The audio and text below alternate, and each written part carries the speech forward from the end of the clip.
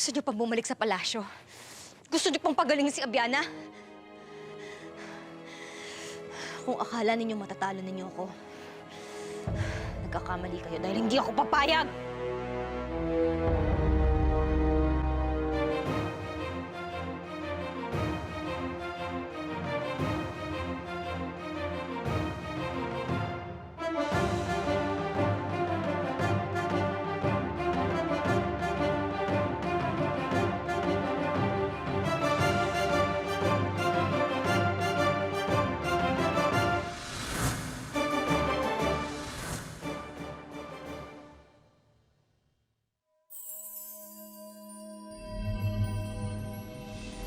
Duwende ka man ng tao, subukan mo lang kunin tong espada to.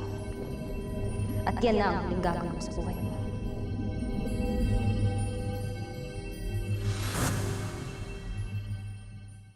Subukan mong bumalik, Ina.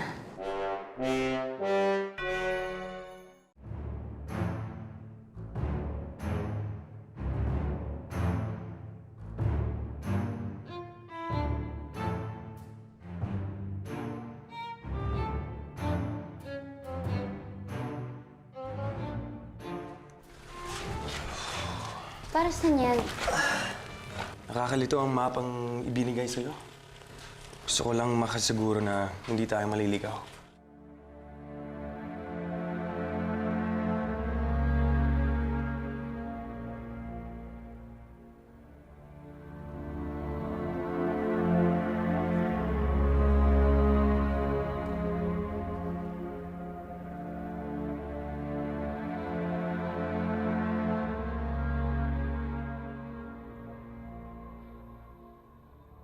Hoy! Tara na! Kailangan natin pumunta ng Divisoria para makausap natin yung mga suppliers. Okay. Ano ba ginagawa mo? Wala, kumukuha lang ng pampaswerte.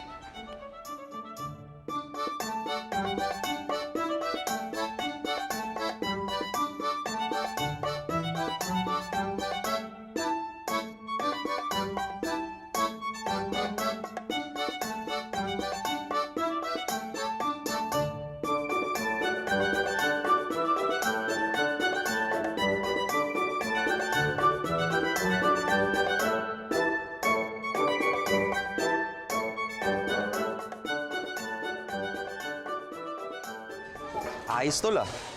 Lahat ng lakad natin walang palya. Tsaka ano ba yung pampaswerte mo? Talagang maswerte ka. Siyempre, kayo, tol. Tsaka si Fina. Kayong lahat lang naman iniisip ko eh. O kaya ang iniisip mo ha, ipagpatuloy mo lang yan. Ang pag-iisip mo sa amin, tsaka kay Fina. Baka naman sakaling mahawaan mo kami ng swerte mo. Tsaka baka yun yung pagkakataon para yumaman tayo. Ha? Punta mo na ako sa kwarto. Sige.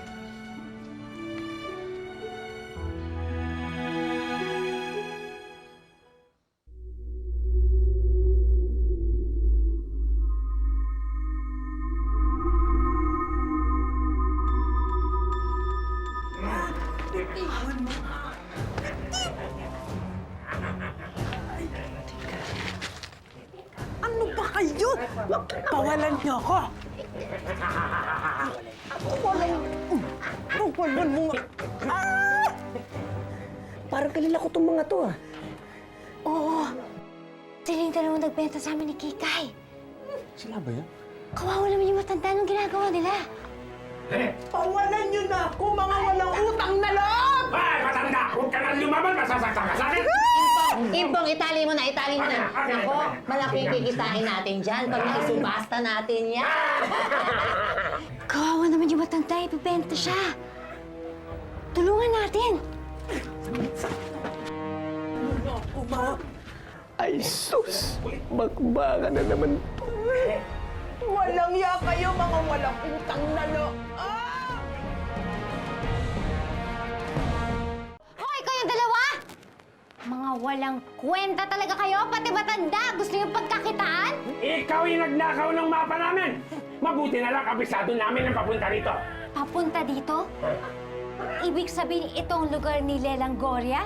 Ay, tingnan mo nga naman pag siniswerte ko na ibenta na natin yan eh. Pwede natin ibenta ulit sa subastahan kasama ng dalawa pa niyang kasama. Huwag niyo nga kami lituhin! Dahil hindi niyo ako makukuha. Alam namin wala kang kapangyarihan. Kaya huwag ka naman lalaban sa amin. Ha? Tama nga po kayo, wala akong kapangyarihan. Pero yung mga kasama ko, mga duwende, meron silang kapangyarihan. Gantukin?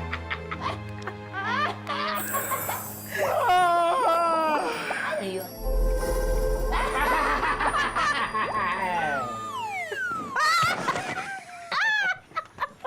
Saktan po ba kayo? Ay, naku, hindi.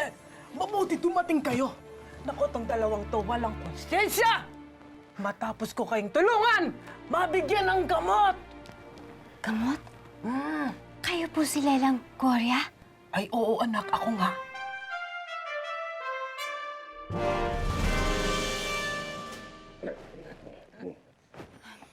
Matagal ko na po kayo hinahanap.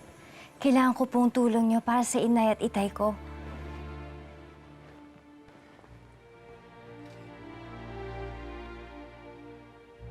Malubha ang kalagayan ng iyong ina at ng iyong itay. Bago ko maibigay ang gamot na kakailanganin ninyo, meron akong kailangan na makuha ninyong 3 bagay. Ano po yun? Kailangang dalhin ninyo sa akin ang tapayan ni Sayan na matatagpuan sa dulo ng baghari. Tapayan ni Sayan? At tubig mula sa lawa ng Yawa. Lawa ng yawa.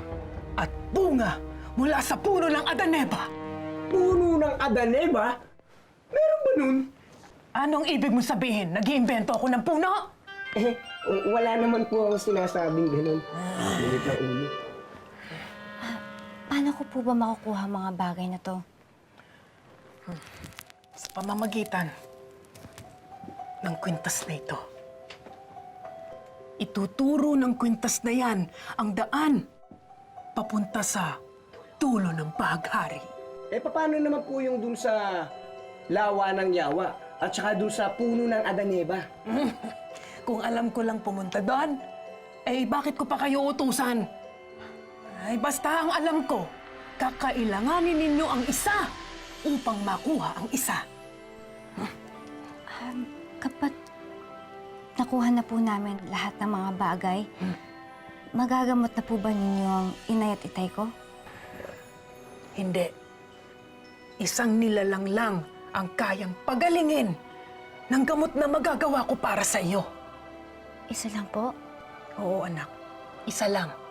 Nasa sa iyo kung kanino mo ibibigay ito. Sa iyong itay o kay Reyna Abellana. Ikaw ang magdidesisyon.